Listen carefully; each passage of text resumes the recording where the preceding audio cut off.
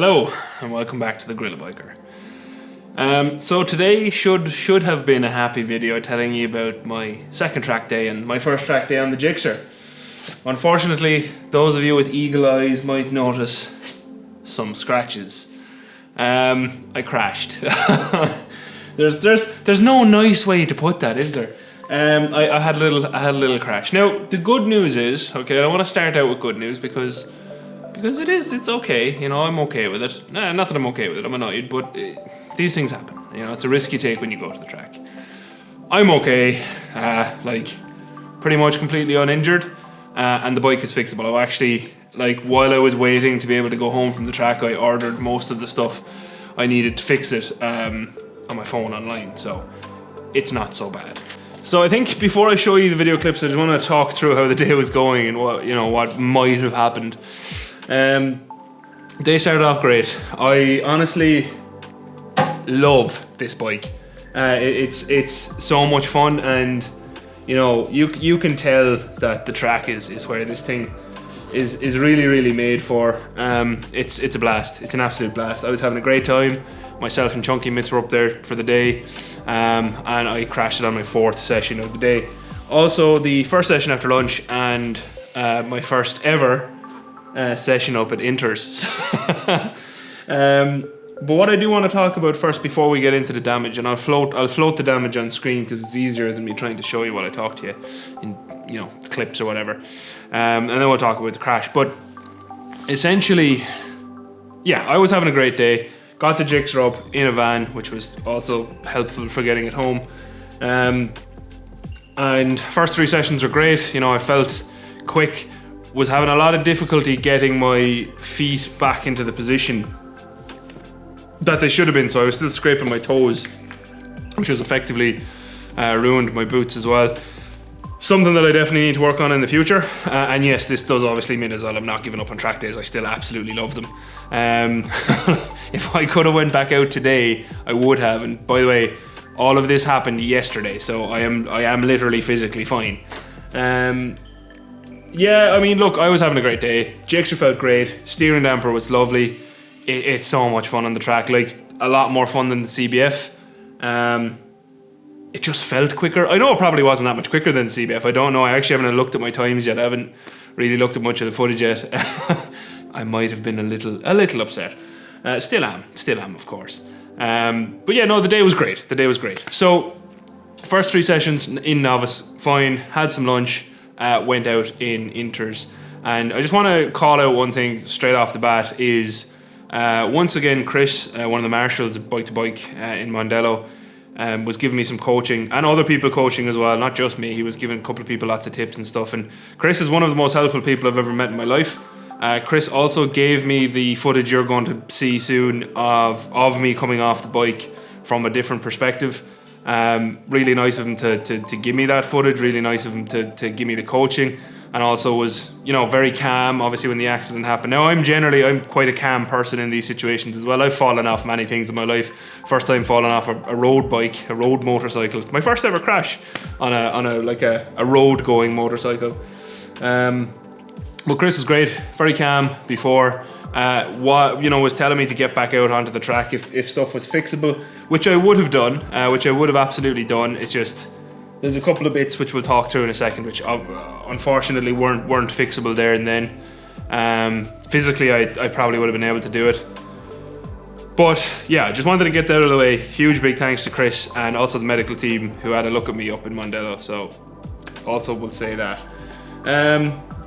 Yeah, so let's talk about the damage first. So there's a bit of damage to the front right fairing.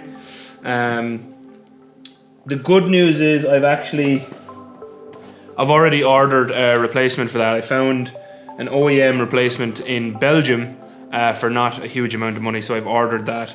Still have to pull these fairings off and inspect underneath for damage, but just at a glance, it all looks good. Nothing seems to have taken a hit. The bike actually starts perfect today. Yesterday it was a bit, flooded obviously, so today it's a lot better and does start. I definitely need to redo the float heights because they took a bump, so I'll redo them. Not a big deal. So the fairing's replaced. I broke my brake lever, so I'm still kind of humming and hawing over whether to just get a Brembo RCS to replace the whole unit. But the brakes actually felt good on track, so I might just get a lever for now because I'm going to be broke from fixing all this. The rear set, the right rear set was damaged. And what really impresses me most, to be honest, it was damaged. I rode the bike back to pits, by the way, and again, you'll see all that in a minute in the crash footage. But the AVDB Moto rear sets, it bent the bolt. Everything still works. Nothing came off. So huge thumbs up there. And not only that, because I have the rigid pegs, they saved a lot of the bike, I feel, because it held a lot of the body up. I lost one of my fork protectors from R&G. It did its job. The fork is perfect. Like it obviously ground and fell out, but fork is perfect, and I already checked all the bolts and the forks and they're absolutely fine. Nothing rattled loose. Retorqued them all just to be safe. Brakes work, so it's just the lever. Fairings, obviously this is now my track fairing because scratches. And I also, probably the worst thing was the one of the frame sliders, the bolt broke. It wasn't an R&G bolt, it wasn't an R&G frame slider, which I have now ordered replacement R&G sliders. And we also have completely destroyed the exhaust, which I was going to replace anyway, so that's actually not a big deal. And also my lovely mono exhaust hanger is also probably broken, but I'm going to see can I bend it back into the rough shape it should be in and see how we go there. And that's kind of it. The tank is fine. The tank didn't even get scratched, which if you know me, you know how worried I was about this tank, so I'm really happy with that. All in all, I got lucky with the damage. Look, without further ado, let's talk about the crash. So I'm going to play the crash on screen now from Chris's perspective because I think it shows a little bit more. I will show obviously the crash from my perspective too. But what you're seeing just now is me just coming up, going into the corner like I'd done many times already that day.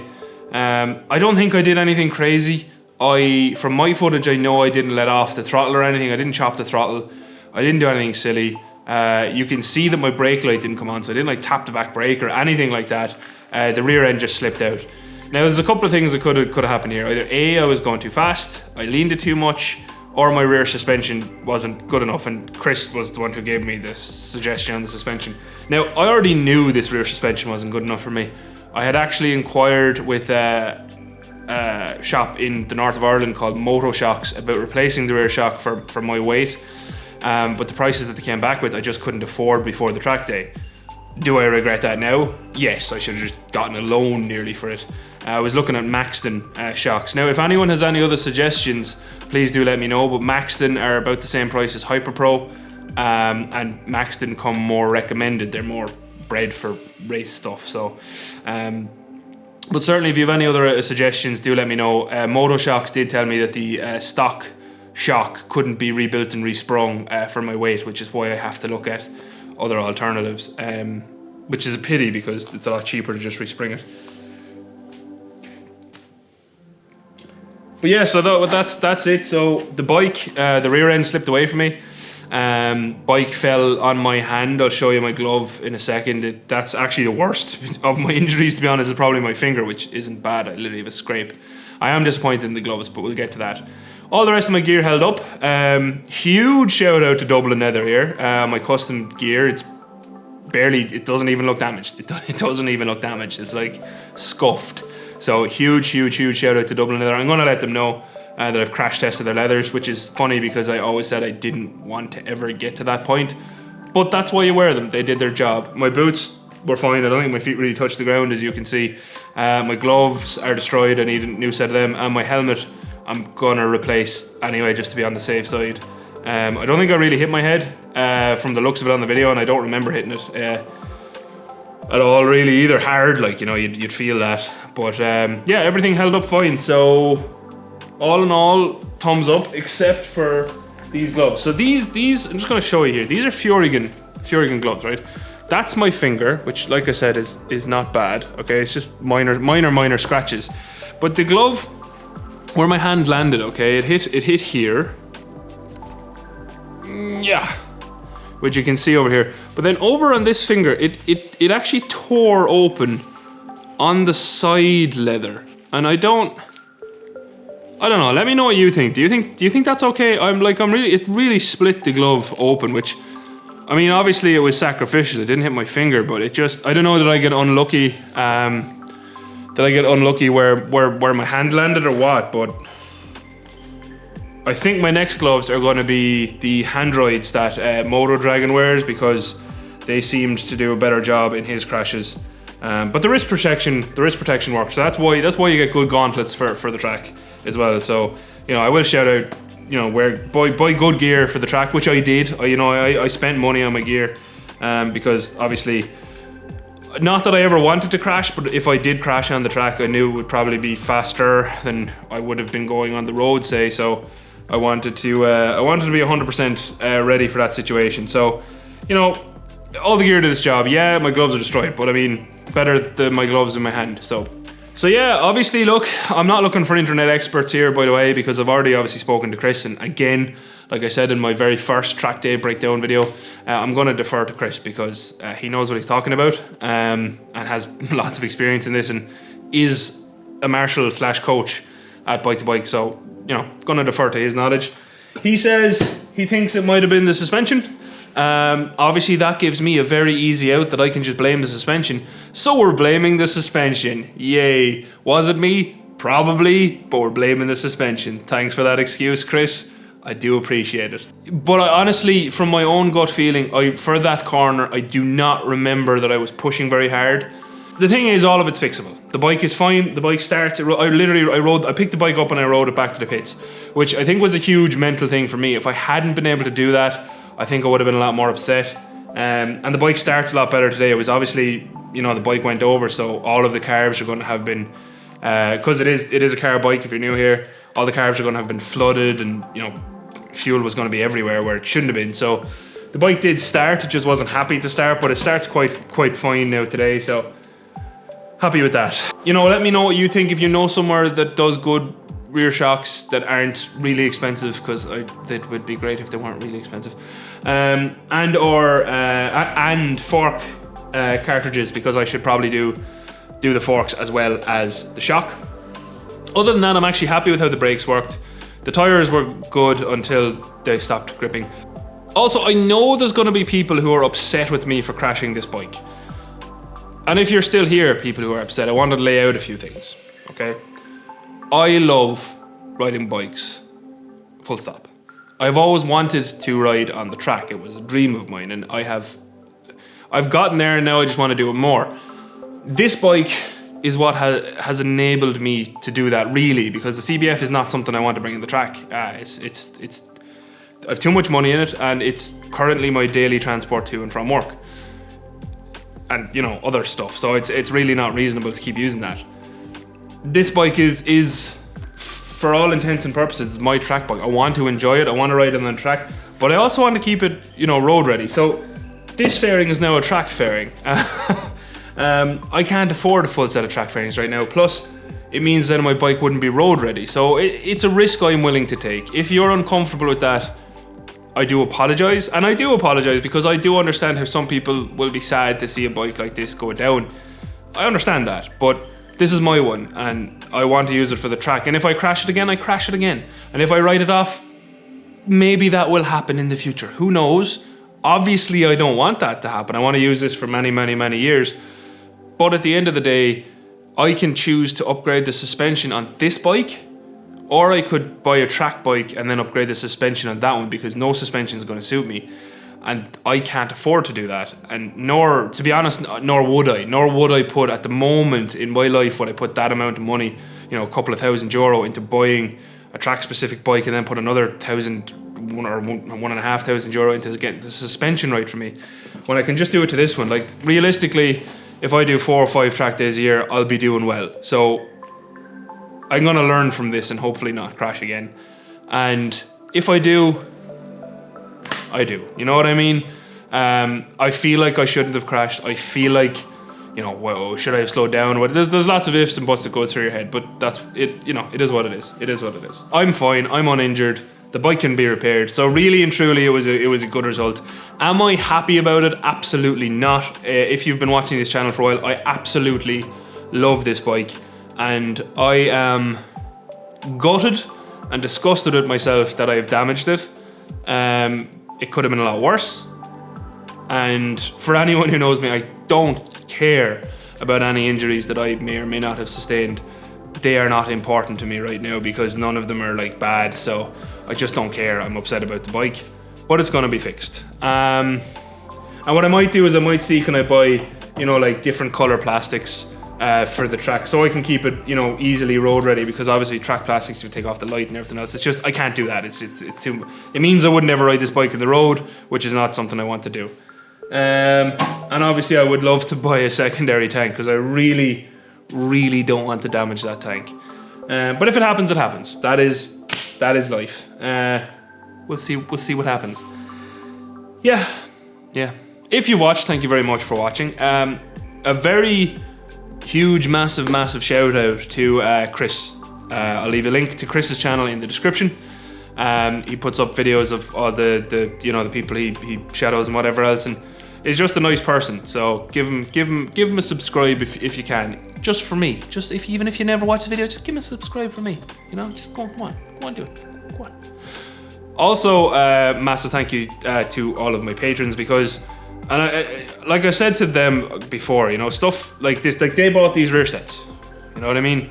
That was 100% the patrons. So it's the support of the patrons that enables me to do stuff like this and crash my bikes and not be, you know, as upset about it, because the work I do with the channel has enabled me to do this. And it sucks, but I really appreciate all of my patrons' support. The one thing I'm kind of concerned about doing is getting out that frame slider bolt, because it's bent and stuck in there. So I'll see. I might give it down to Freeman Motorcycles to see can they get it out easier, because they might have better tools than I have. I'll see. I might have a go at myself. I don't know yet. What comes next is stripping off the fairings and just giving this bike a quick check over. You know, get the tank off, get the carbs out, redo the floats, all that stuff. Yeah, that's it. That's it. Look, coming up next is going to be the sessions I did complete, and also the full crash session with my 360 footage and Chris's footage overlaid, so you can see that in all its gruesome glory, gory detail if you're into that stuff.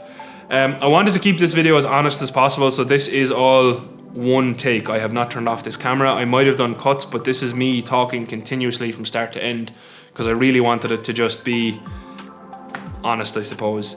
Am I upset? Yeah, of course I'm upset. I crashed a bike I love. I'm disgusted with myself.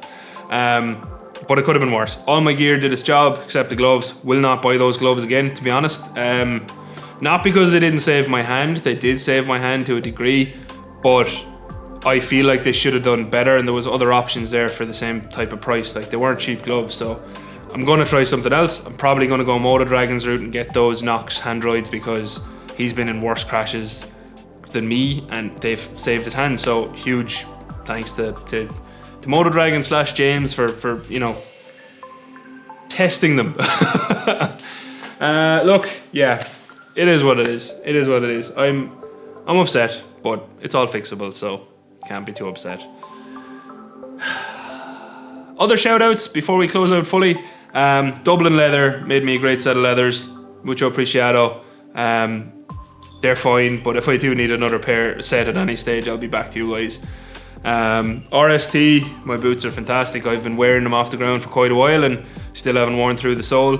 HJC I didn't even feel any impact on my head, so well done HJC, and thank you very much.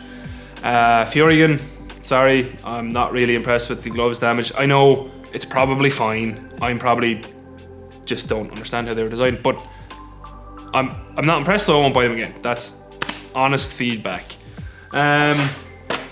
Stupid swingy brake lever. I could still ride the bike, so that's fine.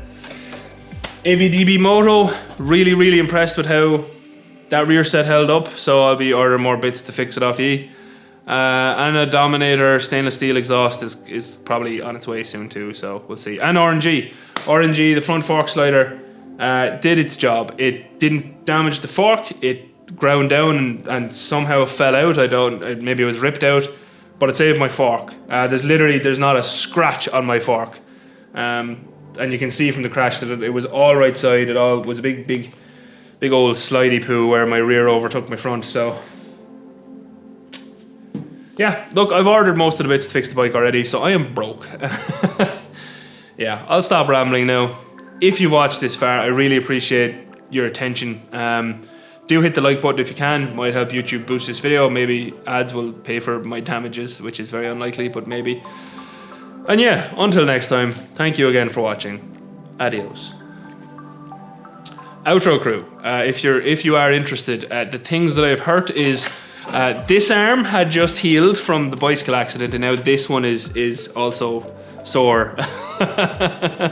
But the double and leathers did their job. They saved my elbows. I had really good elbow protection on there, so that was okay. And my finger and my shoulders are just kind of stiff. Really and truly, basically uninjured. So can't ask for more than that. And yeah, bye.